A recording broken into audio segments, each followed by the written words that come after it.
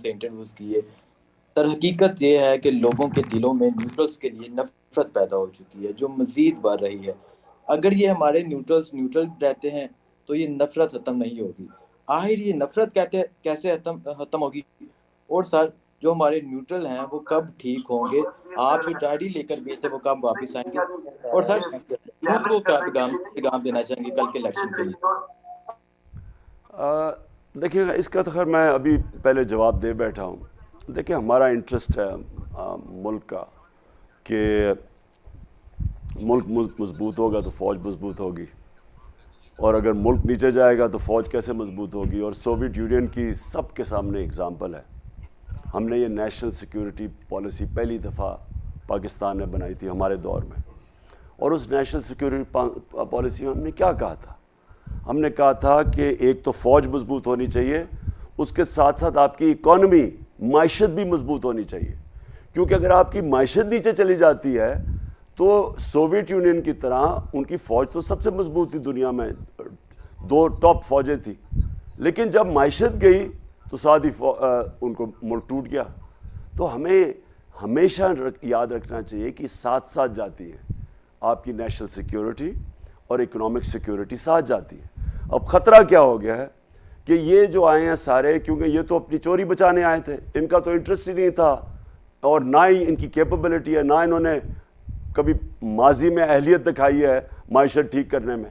یہ تو جب آتے ہیں تو ملک کو مقروض کر جاتے ہیں, خود امیر ہو جاتے ہیں.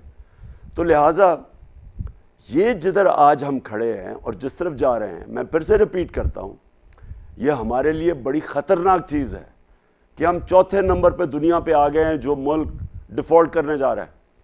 اور اگر ہم ڈیفالٹ کر جاتے ہیں تو مجھے بتائیں کہ پھر جن کے پاس ہم جائیں گے پیسے مانگنے کے لیے کہ جی ہمیں اب بیل آؤٹ کرو, وہ جو پیسے دیں گے وہ ایک ان کی سیئنگ ہے کہ دیر از نو فری لنچ.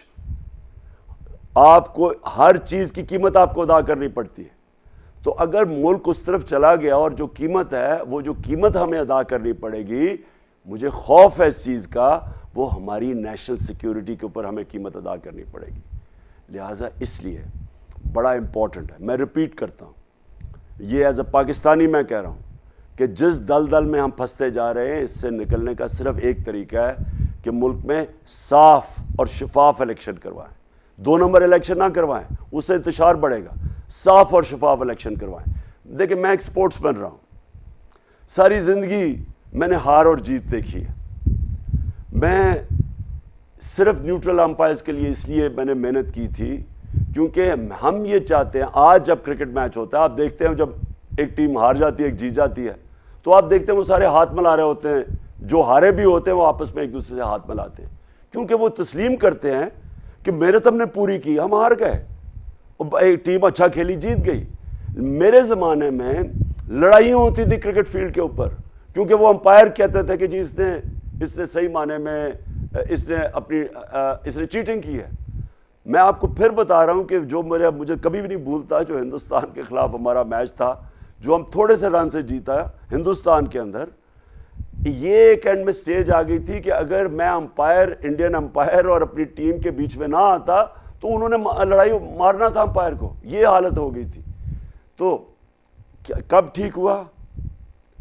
نیوٹرل امپائرز آ گئے, آج میچز ہوتے ہیں, آپ ٹیکنالوجی آ گئی ہے, سب ایکسیپٹ کر جاتے ہیں رزلٹ. یہی پاکستان کو کرنا ہے. میں نے کوشش کی تھی ٹیکنالوجی, ای وی ایم مشینز, اور 1970 ایک دفعہ تھا پاکستان میں اور زبردست الیکشن کروایا گیا تھا, مجھے ابھی بھی یاد ہے. کسی نے ایک آدمی نے نہیں کہا کہ دھاندلی ہوئی ہے, اس کے بعد کوئی الیکشن صحیح نہیں ہوا. آج یہ ٹائم ہے ہمارے لیے کہ اس برے حالات سے نکلنے کے لیے. آگے حالات مزید برے ہوتے جائیں گے. صرف ایک چیز ہے کہ ہم ملک میں فوری طور پہ صاف اور شفاف الیکشنز کروائیں. کے لیے یوتھ کو کوئی پیغام دینا چاہیں پلیز؟ میں اپنی یوتھ کو کل کے لیے خاص طور پہ پیغام دینا چاہتا ہوں کیونکہ میری یوتھ 60% پاکستان ہے اور فیوچر آپ کی ہے, اور آپ کے لیے کل کا الیکشن بہت امپورٹنٹ ہے کیونکہ ایک طرف سازش کے تحت گورنمنٹ آئی ہے کرمنلز کی, 60% کیبنٹ ضمانت پہ ہے. کسی بھی مہذب معاشرے میں یہ تصور بھی نہیں کر سکتا کوئی کہ ضمانت پہ لوگ ہوں. 16 ارب روپے کی پرائم منسٹر اور جو انلیگل چیف منسٹر بیٹھا ہوا ہے حمزہ اور یہ شہباز شریف, 16 ارب روپے کے ان کو سزا ہونے والی تھی, انڈر ٹرائل تھے. ایک طرف یہ بیٹھے ہوئے ہیں اور دوسری طرف ساری پاکستان کی عوام دوسری طرف آ گئی. اور یوتھ کا بہت بڑا کام ہے, کئی دفعہ یوتھ ووٹ نہیں ڈالتی. میں چاہتا ہوں کہ صبح 7 بجے جیسی پولنگ کھلے نا تو میری یوتھ پہنچی ہو کل ووٹ ڈالنے کے لیے, چاہے بارش ہو رہی ہو چاہے جو مرضی ہو, کیونکہ کل فورکاسٹ بارش بھی ہے. جلدی اور جا کے آپ سب نے ووٹ ڈالنی ہے. اور پھر پولنگ سٹیشنز کے اوپر بھی میں چاہتا ہوں کہ ہماری یوتھ وہاں کھڑی ہو, پتہ چلے کہ اس وقت قوم کسی قسم کی دھاندلی برداشت نہیں کرے گی. اس کا بھی بڑا پریشر ہوتا ہے تاکہ سب کو پتہ چلے کہ اس ملک کے اندر ایک زندہ قوم ہے, شعور ہے, اب لوگوں میں بیدار ہو چکی ہے. جو میں نے جلسوں میں دیکھا ہے, میں نے کبھی قوم میں ایسی بیداری نہیں دیکھی جو آج میں نے یہ جو ان جلسوں میں دیکھی ہے, یہ جو پچھلے 3 مہینے میں نے کیے.